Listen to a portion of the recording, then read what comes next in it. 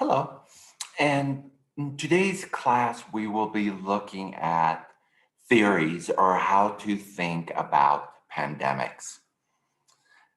Now, in terms of thinking about pandemics,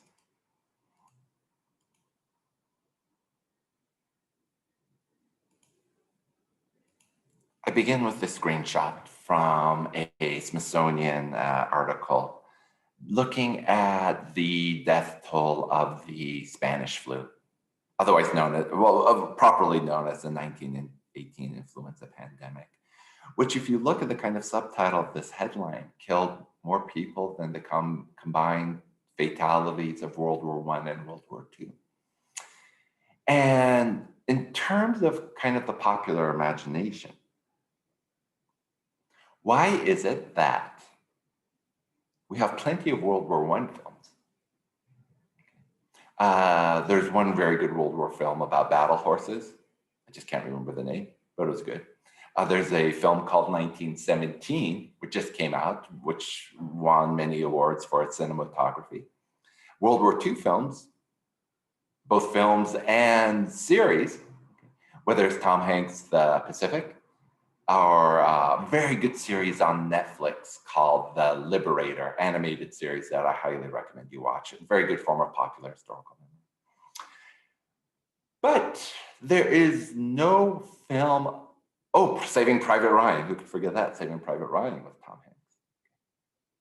But there's no film called Saving Nurse Ryan, dealing with, let's say, help a nurse who witnessed maybe 30 deaths on her hospital floor in 1918 and just kind of the mental trauma she endured. And I want you to think, why is that? The answer is this. You see, when we watch a war film, the characters and in real life, what do we say about those who fall in war? Well, they died for something, you see. They died for the nation. They died for defending democracy, for example. With pandemics, with diseases, when we think of all the victims of COVID-19 or the 1918 Spanish flu, what did they die for? Okay. You see, they don't die in the name of some greater cause. And that's what makes it not only difficult to watch, but it makes it difficult for us to comprehend at the same time. Those who died for COVID-19, all those who died, what did they die for? Could their death have been prevented? So this, I just realized something quite unfortunate. Look what it says on the right, the next pandemic supported by the Bill and Melinda Gates Foundation. What they mean here, there's a podcast and website called The Next Pandemic about how to stop the next pandemic. But if you're a conspiracy theorist and see this, you think that the next pandemic, you think this current pandemic is brought to you by Bill Gates, and you probably will think the next pandemic will be also brought to you by Bill Gates. But anyway, so we're looking at kind of in this lecture, the theory of the state and pandemics. And we're going to be looking at a couple of theorists. First, the Florentine, both philosopher and political advisor, Niccolo Machiavelli.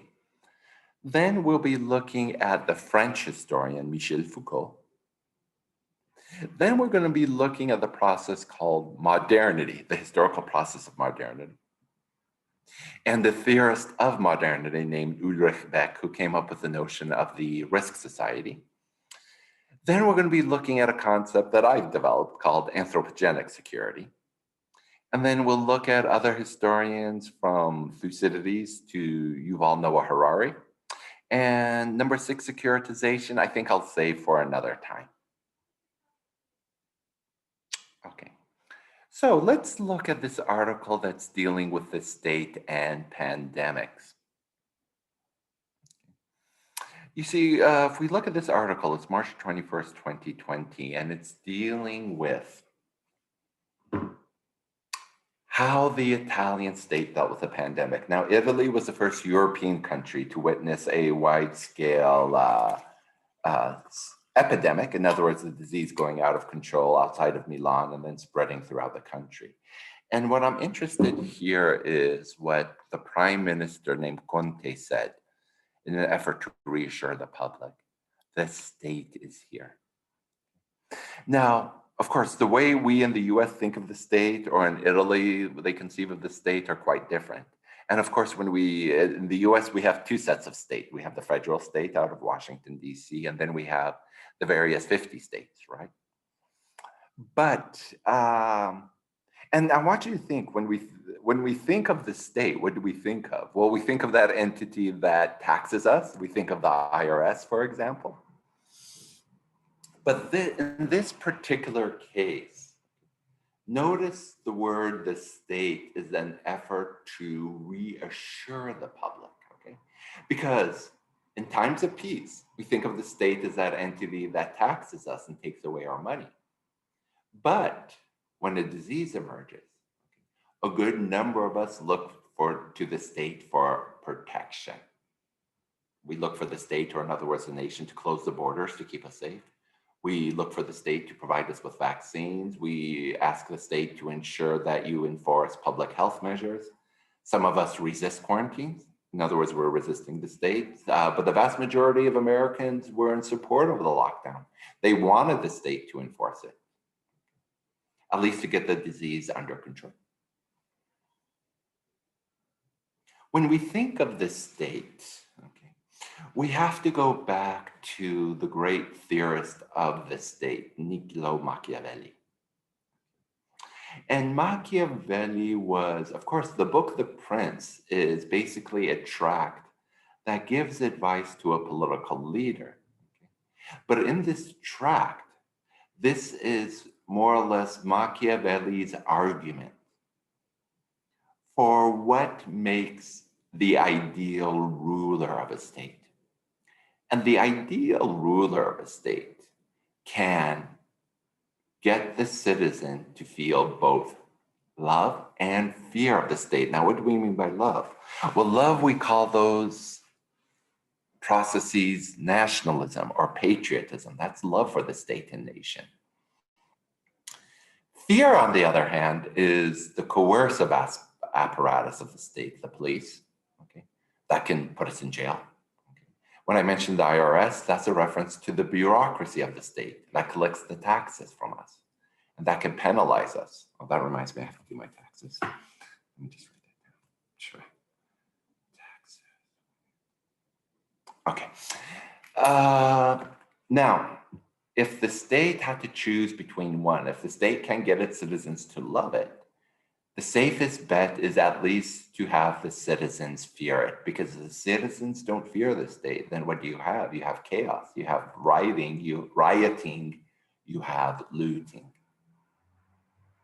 That's what the modern state is about. This is just a joke about Machiavelli. This is the actual chapter in The Prince, how states are ruined on account of the woman. So what is this book about? It's not about a prince per se, it is about the ideal state.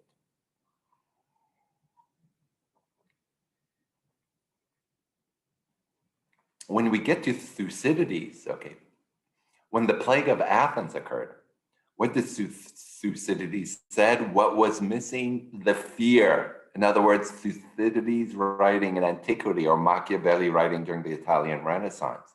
What do they both acknowledge? Fear is necessary. It's a necessary for a functioning state. Because when they fear neither gods nor law of man, then the citizen has no restraint and anarchy, chaos ensues. Now, what is this author saying? The state is sometimes designed to improve the human condition. The state provides clean drinking water. The state puts out fires. But then if we compare it to this book, the state is also something that we feel. When we love and fear the state, those are feelings, yeah? This book is also saying humans have become a lot more nervous in recent times, particularly their fear of terrorists, sometimes their fear of immigrants.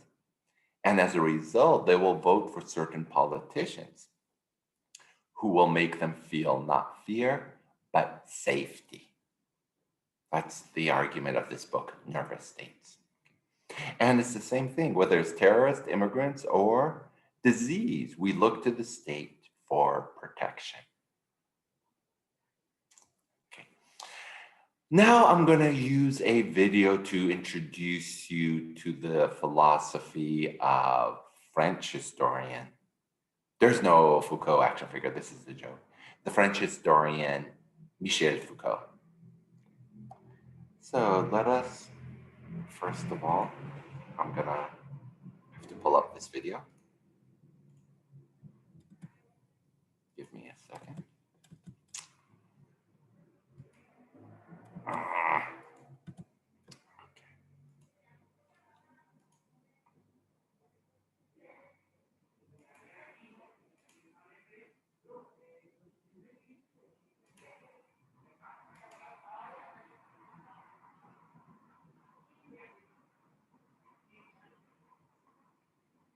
You want me to talk about when I come home at night and my sons ask me what I did today? I actually say, well, A lot of ads. talk about what are the core. Okay, we're ready to go.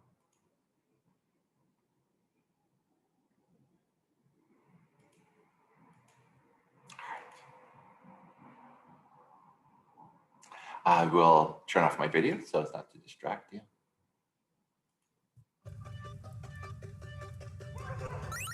What's up, Wisecrack? Socially distanced Jared here. Now, if you're watching this, chances are your life has recently been turned upside down by the novel coronavirus. COVID-19 is currently causing mayhem all over the globe. While biologists, sociologists, all of the ologists really are going to have plenty to say about this whole thing in the coming years, it's impossible to predict the full extent of the virus's impact. All we really know is that the world will most likely look different when this all shakes out. That's because every epidemic or pandemic in history, from the Black Plague to tuberculosis to HIV, has left a sizable mark on humanity. Obviously, there's the tragic death toll, but diseases have also altered, shaped, and reshaped the course of social and political history. Sometimes the connections are very literal. Typhoid is speculated to have knocked out Alexander the Great, the bubonic plague seems to have fast-tracked the downfall of the Byzantine Empire, and measles or smallpox likely did the same to the Roman Empire. But diseases have also kickstarted everything from sexist morality laws to public health infrastructure to rigorous government surveillance. So much so that it's not a stretch to say that diseases created the modern state as we know it. Don't believe us? We've got nothing but time to prove it. So join us on this journey through the nasty microorganisms that have changed human history in this Wisecrack edition on how the plague created the modern world.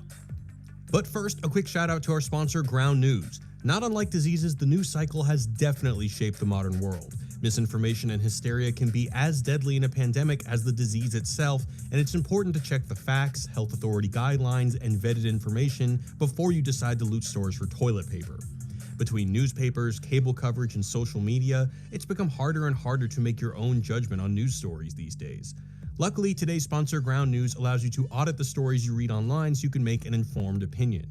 The app allows you to view who has covered the same story and where they fall on the political spectrum.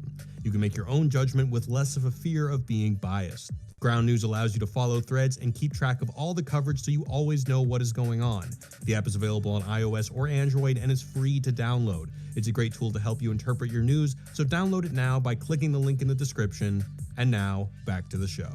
Today we're going to focus on the bubonic plague because of the unique way it shaped the modern world. Now, don't let the fun name fool you. Bubonic plague is a horrifically lethal disease that mostly spreads via fleas who hang out on rats until they get the chance to jump onto humans and chow down.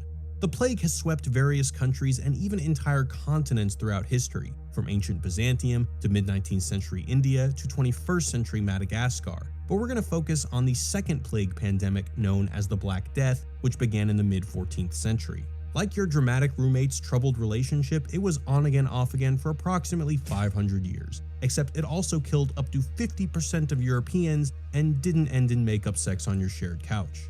Naturally, the plague generated terror, panic, massive violence, and a surge in religiosity.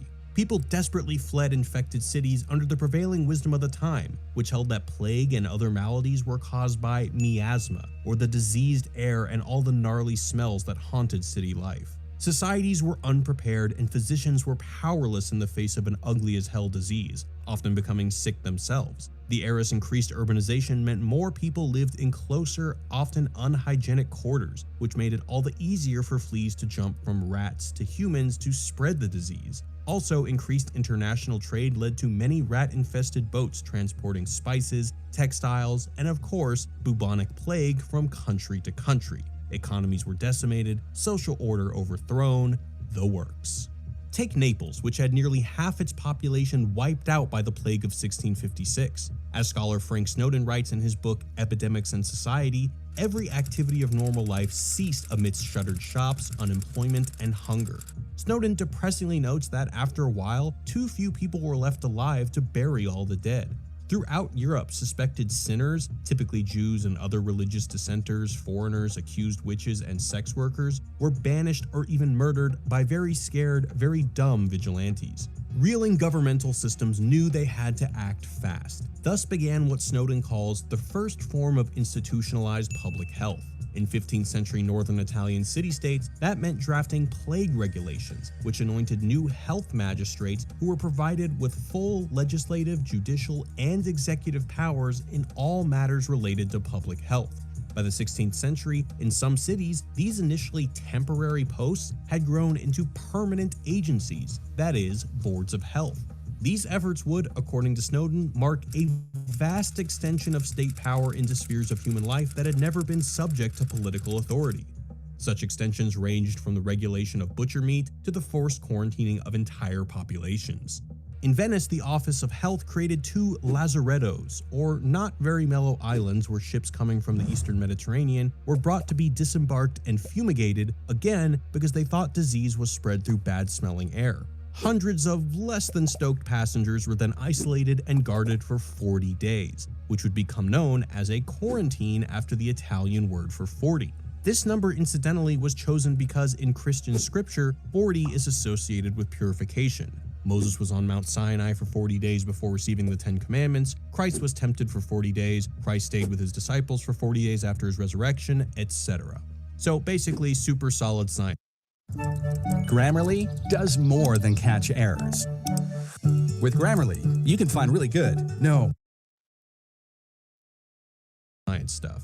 As dumb as this was, it also happened to work because the incubation period of bubonic plague was shorter than 40 days. Once the practice was found to be apparently effective in quelling the spread in Venice, other European ports followed suit. Of course, there was still the threat of plague being spread by travelers on land, which vigilante groups tried to stem by violently patrolling city walls. This practice eventually became regulated, with troops being deployed to form sanitary cordons, i.e. military barriers that stopped goods and people from entering and forced them into adorable 40-day timeouts. One cordon in Austria was 1,000 miles long, required mandatory service of basically all male peasants, and lasted 161 years.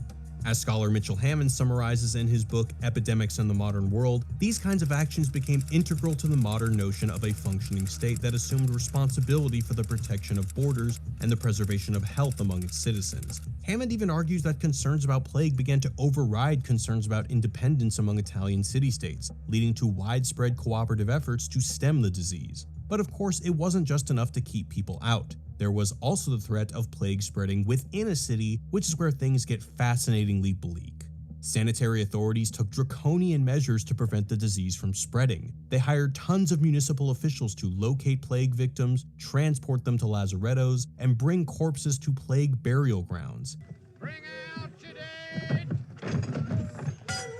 Bring out your dead! This was an intense process. Picture often drunk searchers and body clearers barging in to ship your seriously ill roommate off to some random island. Plus, in Venice, around 2/3 of lazaretto patients died, so this was, for all intents and purposes, a likely death sentence. And if you did survive, you'd be charged for the stay. A litany of other rules dotted various cities, including forcing pet owners to kill their beloved fluffy friends who were seen as potential sources of disease, which is the single saddest fact I have ever learned. Other restrictions ranged from forbidding folks from selling clothes to banning all public gatherings.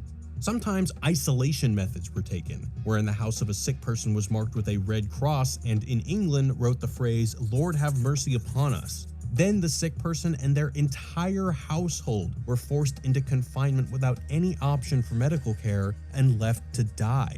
So salient is the example of plague towns birthing modern power structures that philosopher Michel Foucault called a town under plague an exceptional disciplinary model. In other words, it was like a laboratory for the government's exercise of social control. Citing 17th century French archives, Foucault details the way local governments separated each plague-ridden town into districts, and those districts into quarters, and those quarters into roads, in a new process of segmenting public space. Then there was the literal organization and segmenting of people. Every person in town was required to register themselves in centralized records. Then they had to go get provisions and head into lockup, which meant basically never leaving the house, not even to walk your dog. Long before CCTV or the NSA, Foucault argues that it was here that government surveillance was born. In each town, a road supervisor called a syndic would collect the keys to every house on his block and lock the door from the outside like a prison guard. Syndics would make daily roll calls at each house. They'd call out the name of each inhabitant who, one by one, went to the window to describe their current health condition. It was best to be frank because lying about your fever could get you the death penalty. Least chill of all, breaking quarantine was, and I can't stress this enough, punishable by death. Foucault notes that under these extraordinary circumstances, inspection functions ceaselessly. The gaze is alert everywhere. Stuck within the four walls of your probably shitty 17th century home, every move you made was subject to supervision, a tactic that was entirely unfamiliar. Privacy vanished under these conditions as every status update about your health went into the town's permanent record. So I want you to particularly stick in your mind or kind of keep focused in your mind that image of the various eyes looking into your living quarters, because this will be important for Foucault's philosophy. As Foucault notes, the plague is met by order. Its function is to sort out every possible confusion. In the process, such extreme measures make each individual subject to an omnipresent and omniscient power. Thus, according to Foucault, public health efforts ultimately were born and sustained as a means of controlling urban space and the environment, and expanded political power drastically.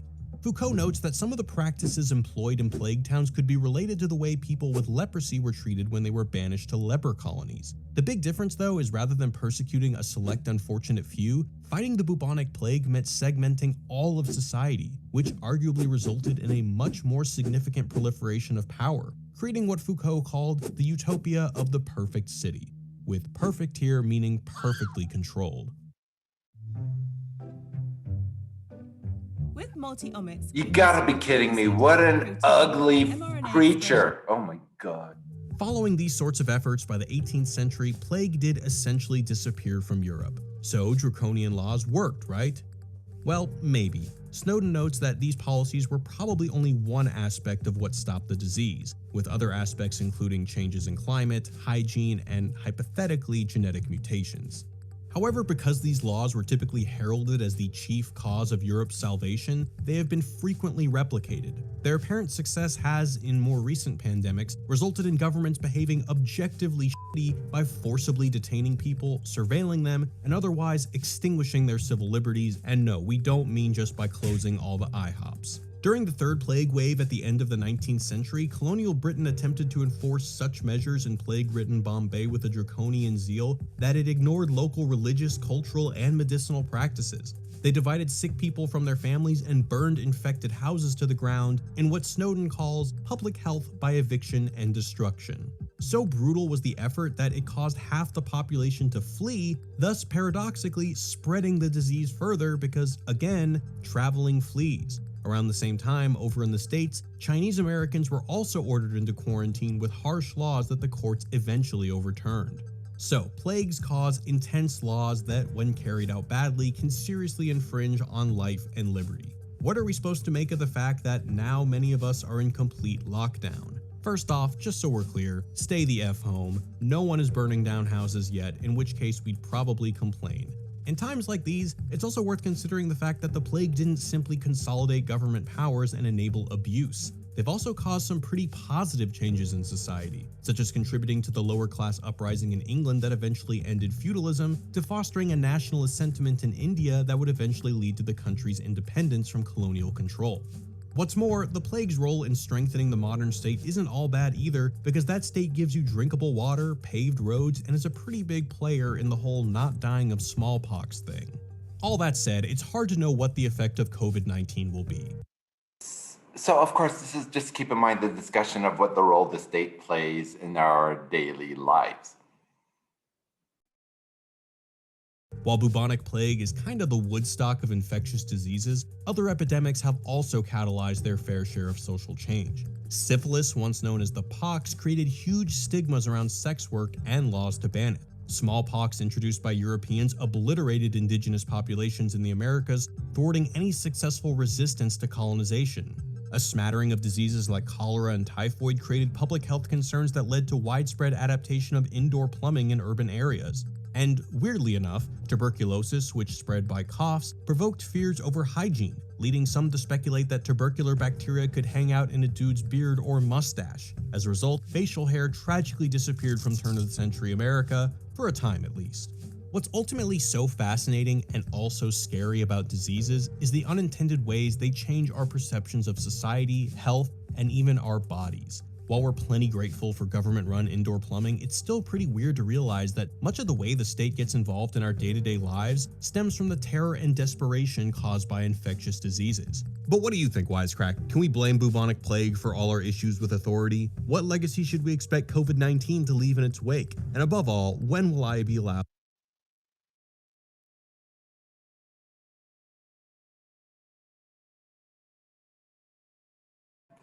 Okay, so there we saw a video of the relationship between disease and the increasing power of the state to regulate it. Now, let's go back to our lecture. If Michel Foucault would create a Monopoly game, this is what it would look like. What was he concerned about? Well, it's this theme we've been talking about of the role of state with vis-a-vis society.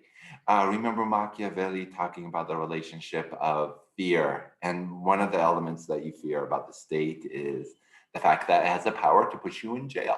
Okay? And of course, so what is Michel Foucault looking at is kind of the history of the relationship between the state and the population, and taking Machiavelli's notion further is that the state not only kind of projects fear into the society, okay, the diseases gave the state the ability to surveil populations like never before. During Foucault's lifetime, he used the example of the panopticon. And what is the panopticon? Well, he uses it as a symbol of what the state would like to do. You see, the panopticon was actually a design by a British philosopher named Jeremy Bentham, who said the most kind of efficient prison design would be this. It would be built in a circular fashion, okay? So that all you need was a single guard tower that could look into each and one of the prisoner's cell. Okay? And basically what is Foucault saying? This is what the state wants to do. It wants to create kind of the design where it could most efficiently monitor you. What are the fears of track and trace applications, or that even that the vaccine that has a microchip to monitor you amongst conspiracy theorists? Well, it reflects, of course, a reality that the state does seek means to monitor and surveil you. In China, various digital apps allowed the Chinese state to track the infected and who they came in touch with. But that very same app technology in the future could be used to just watch politically subversive citizens of China and thus benefit the rule of the Communist Party. And then on one level, just to kind of so you get the idea of what the panopticon is, Santa Claus is the ultimate panopticon because he knows when you're sleeping, he knows when you're awake, he knows if you've been naughty or nice. So be good for goodness sake. Replace Santa with the state, or kind of an Orwellian state or an ultra surveillance state. And that's what the state wants to be. The state wants to be like Santa. So what did Foucault then leave us with? A term called biopolitics. Okay. And what is biopolitics? It's the politics of the state obsessing over your health. Now, look at sentence number 3. Oh, by the way, the COVID catastrophe is just the first book ever written about COVID-19. It's a very short book, very thin. But you see, what is Horton saying in sentence number 3? The public demanded the state expand its reach. Okay. And as a result, we all became biopolitical citizens. Or in other words, citizens in which the state now interferes in what is going on underneath our skin. The state is concerned about our health in terms as a matter of national security. Now, going forward, one of the most important elements of this class is to understand the relationship of modernity and the diseases that emerge in the pre-modern times and diseases that emerge in modern times, and what is the difference. So the working definition I'm going to be giving you for modernity for this remainder of the class is the following. Modernity is when human societies approached a condition of mass, and as a result, ideologies developed to encourage obtaining the status of mass. What do I mean by this? What is capitalism about? Well, capitalism is a system that involves mass production of goods that are to be mass consumed by consumers.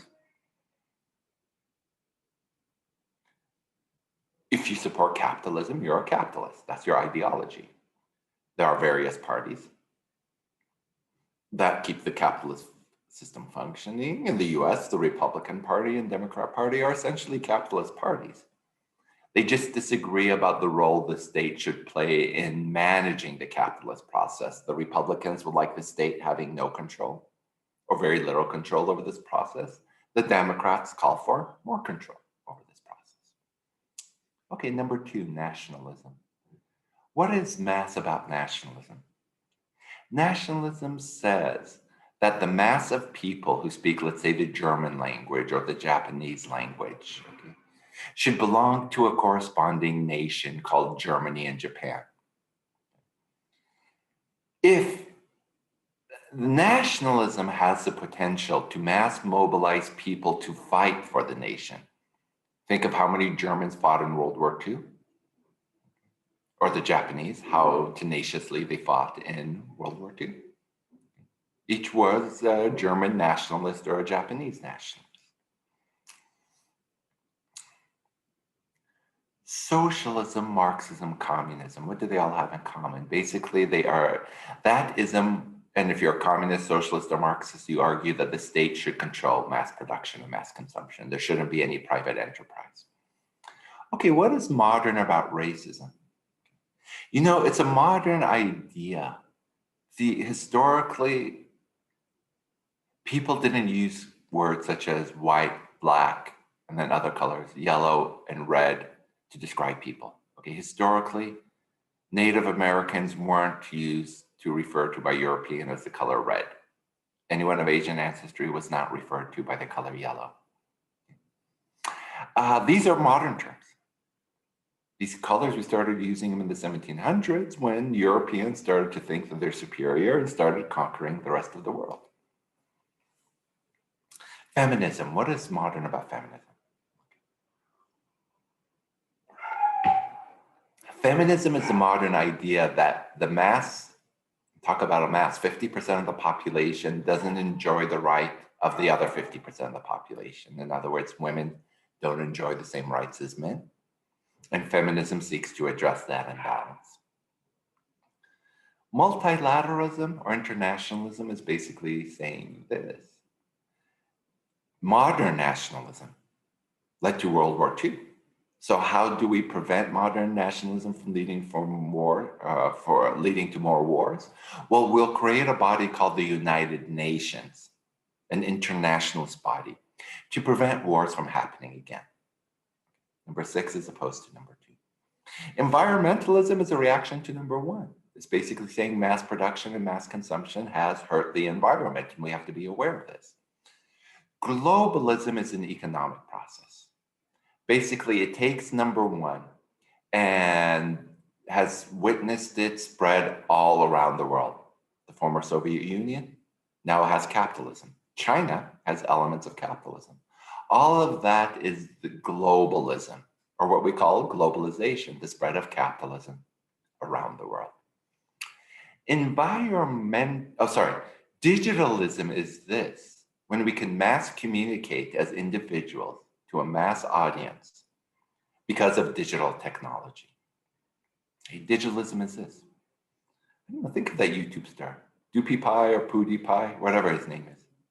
How does that single individual get a mass audience? Because a digital platform called YouTube gives him that mass audience. Just gonna turn on the light. All right, much better.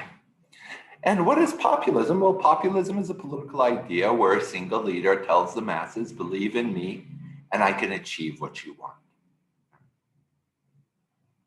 And basically, what is pre-modernity? Well, pre-modernity is just basically the time periods in the world when 1 through 10 did not exist. Or basically when the world hadn't achieved a status of mass. That's the pre-modern. Cavemen couldn't mass produce anything. There were no caveman nationalists, okay? There were no caveman communists. Cavemen were prejudiced against other cavemen because they didn't know what those cavemen wanted. Their women, their food. That's not racist. That's just, that's a stranger, I don't trust him. That's prejudice, that's discrimination. It's not racism. I doubt there were any cave women feminists. Okay, and there was no United Cavemen of the World. There was no number 6. And the cavemen didn't do much damage to the environment. So no need for environmentalism. The cavemen had no YouTube. And you didn't have one caveman telling millions of other cavemen, unite under me and you'll get what you want. No populist cavemen. That's pre-modern. Now, I want you to look 1 through 10 and what is how did the pandemic affect 1 through 10? How did the pandemic affect mass production and mass consumption? Well, it stopped it, right? Factories were closed. Travel ended. Okay. What did it do for nationalism? And it increased it. People said, close our borders. Do not let these other nations, particularly the Chinese, from entering our border. They're carrying the disease. It led to a rise in nationalism. Communism isn't really practiced around the world that much. But there is still one Communist Party in China. How did the pandemic affect the Communist Party of China? Well, at the end, it helped it. Because what did the Communist Party of China say? Look in our single party system, how we could get the virus under control. Now look at the fighting between Democrats and Republicans. And what does that lead to? They can't even agree on stimulus checks. That two-party systems or multi-party systems don't appear ideal when dealing with a pandemic. The pandemic did lead to a rise in racism. Anyone of Asian descent was discriminated against, told to go back to China. Asian Americans who had never seen China, except for probably on Google Maps. What about feminism in the pandemic? What did they say? You see, feminism basically asks you to look how women are affected by various aspects of world history and the inequality that emerges. A feminist would say, look what the pandemic did to women. Number one, some women were trapped with their abusive partners and suffered domestic violence. If not that, the partner became more abusive as a result of what, maybe losing his job. A feminist would say, look how this pandemic disproportionately affects women who are either forced to work from home, but at the same time, women are usually charged with taking care of the children's homeschooling now as a result of the pandemic and doing a lot more cleaning, particularly of surfaces, to make sure the virus doesn't spread. Okay. That disproportionate responsibility hurts women. What about multilateralism? Are people, all the nations of the world, saying we should cooperate in the face of this pandemic? No. A multilateral institution or internationalist institution would be the World Health Organization. It's part of the UN. Did various countries cooperate with the WHO in terms of curbing the virus? No. In fact, the US under Trump withdrew funding for the WHO because the argument goes they weren't hard enough on China. What about environmentalism in the pandemic? Ironically, environmentalists said this had a benefit because what did it show the world? What happens when number one stops? Pollution dropped.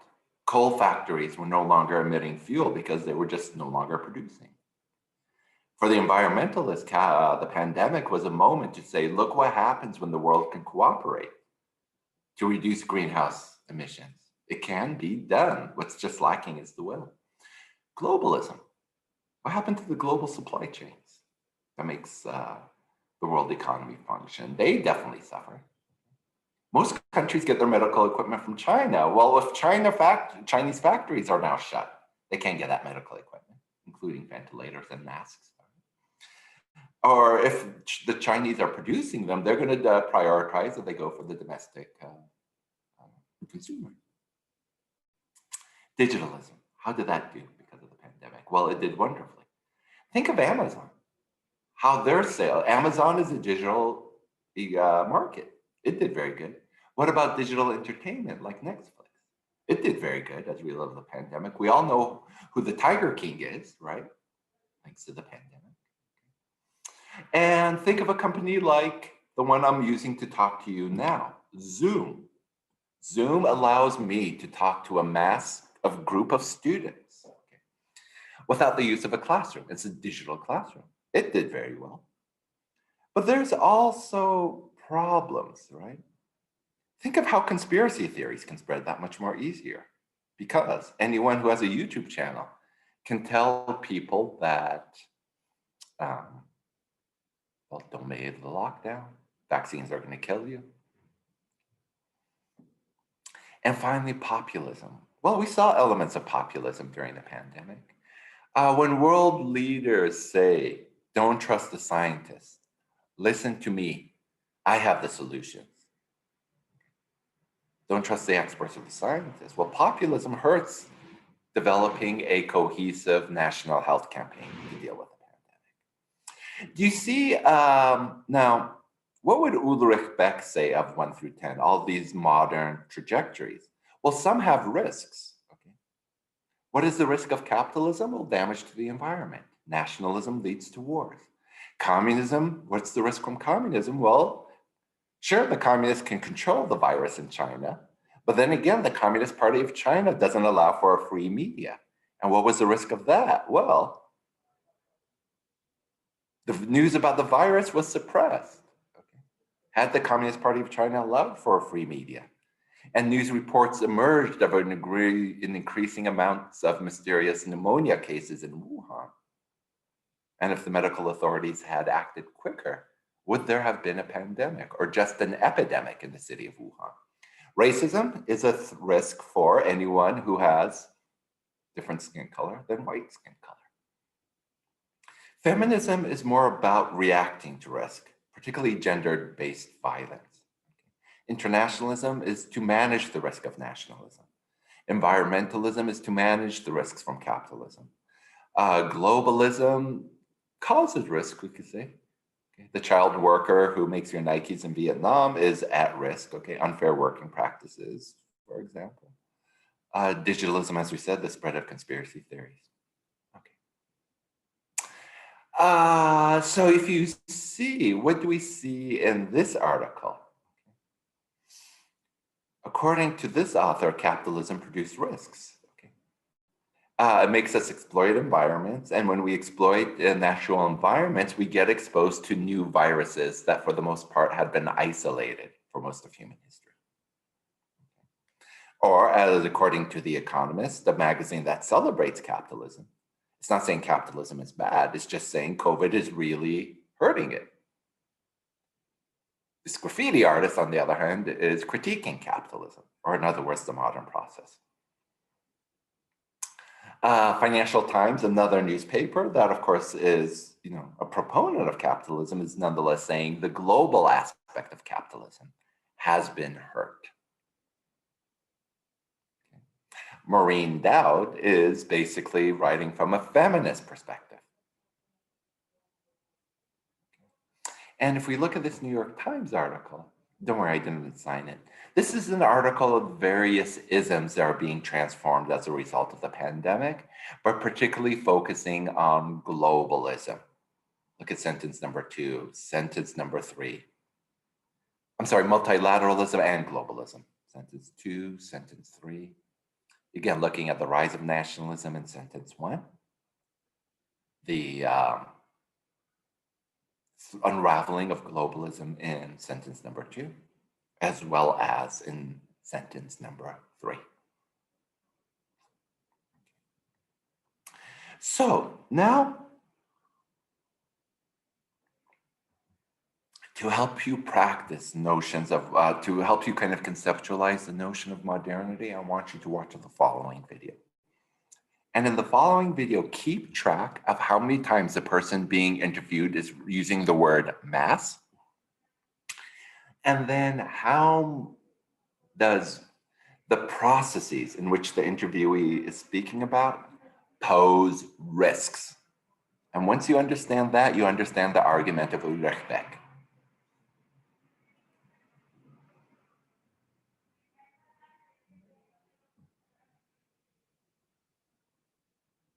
The disease.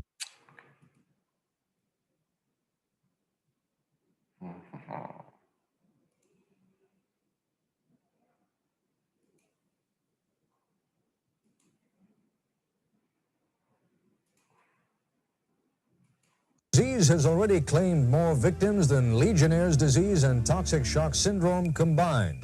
This is the deadliest outbreak of Ebola on record. There are a lot of experts around the world who do not yet know how contagious this is, how deadly this new virus is. Here in the U.S., panic is increasing around the world about the pandemic. And the disease spreads to North America. The consequences are multiplying. The World Health Organization has declared a swine flu pandemic. Is the world ready for the coronavirus? Cholera, bubonic plague, smallpox, and influenza are some of the most deadly diseases in human history. And when they spread across regions of the world, an epidemic becomes a pandemic, and it can result in more deaths than wars and natural disasters. A good example of that is the 1919 influenza pandemic, which took place just as the First World War was ending. Some historians believe that up to 100 million people died. In other words, many more people than died in the war itself. And when a newly identified coronavirus emerged in China in late 2019, governments reacted like they had in the past, with quarantines and travel bans, while researchers raced to create a vaccine. We tend to think about managing an epidemic episode like this in terms of the sort of public health or science. But in fact, what I would argue is that the root of many of the issues here are sort of social, cultural, and political issues. Practices, how people live, working environments, how people travel, why they live in cities. In 1980, some predicted that science would overcome epidemics. That was the year the World Health Organization declared one of the biggest killers in human history was eradicated: smallpox.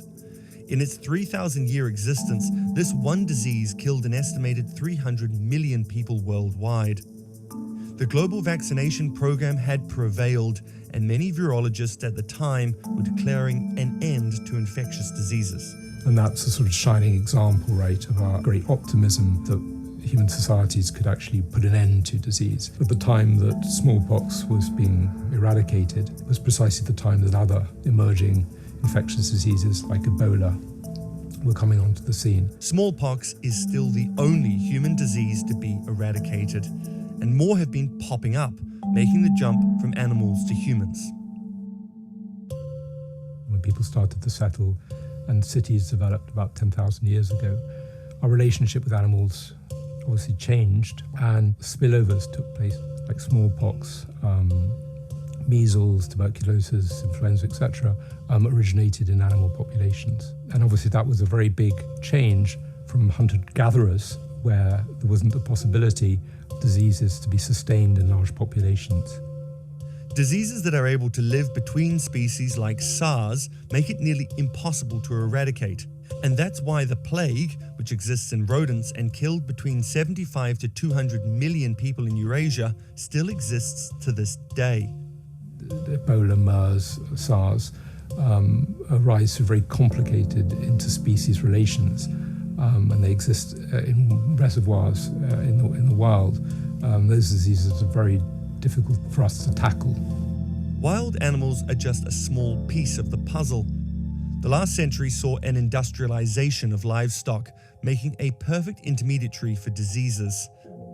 And in 2009, we saw the H1N1 influenza virus make the jump from pigs to people. The world is now at the start of the 2009 influenza pandemic. The US Centers for Disease Control and Prevention estimated that as many as 575,000 people died from H1N1 during the first year the virus circulated. So when you mass produce animals and you have an outbreak, it's very easy for the disease to move very rapidly through the animal populations. And then linked to all of these is bigger environmental issues. Climate change means that diseases that could exist in some areas are moving into other areas. We're seeing mosquito-borne diseases move into areas where it wasn't posing a problem. According to the WHO, a global temperature increase of 2 to 3 degrees Celsius would increase the number of people who are at risk of malaria by around 3 to 5%, or several hundred million. Malaria already killed 405,000 people in 2018. And linked to all of this is urbanization. Millions of people living side by side, allowing diseases to spread rapidly. There are sort of environmental reasons why diseases happen in certain places, but I think that the fact that you've got mass cities, the fact you've got a lot of people moving, certainly helps in the spread of disease. And that's why how governments respond is more crucial than ever. Critics of the coronavirus travel bans say it only exacerbates the outbreak. Shortages become more common. People suffering from non-coronavirus-related illnesses have difficulty making it to hospital, and many flee before the measures are implemented. There isn't sufficient data that shows travel bans actually do anything to stop the spread. It's interesting that as this coronavirus outbreak is happening, we've got an H5N1 outbreak in a poultry farm in China. We've got H1N1 in Taiwan. There are many other diseases around, and they could pose problems. We've had the African swine fever decimating a pig population. 300 million pigs have died. So I think there's an issue about what diseases gets focused on, why it gets focused on, what the politics of that is. What's clear is in order to tackle infectious diseases, a more integrated approach that considers all of the variables is needed. Over the last 10-15 years, there's been a move towards One Health, which is an integrated health that essentially tries to put human health and animal health together, to say that actually we can't deal with human health unless we integrate and think about what's happening in animal populations. I think we need to go further in a much more integrated approach that draws on insights about how human behavior determines disease dynamics. Unless we understand these cultural, social processes, I think we're not going to be in a very strong position in the future to tackle outbreaks. Understanding that new outbreaks are a complex issue that depends on more than just vaccines and sanitation, that they're interwoven in the way we live and consume, is perhaps the first step in tackling pandemics.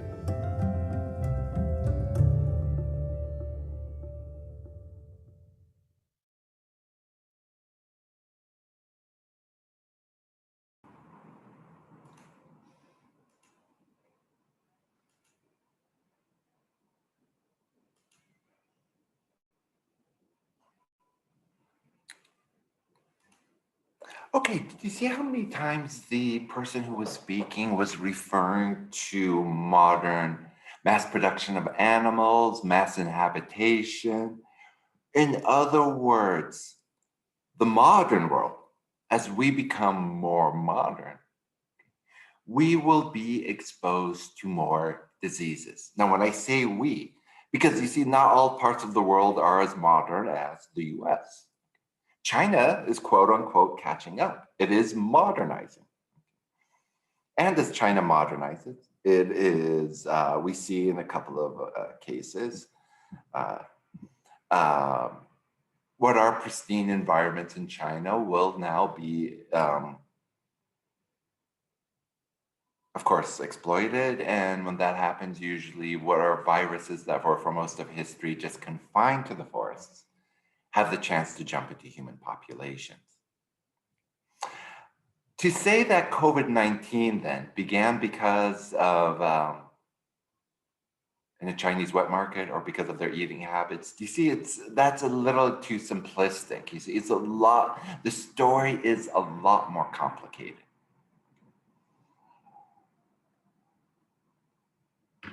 Okay, very good. I think I'll pause here and then, yeah, give you the next section.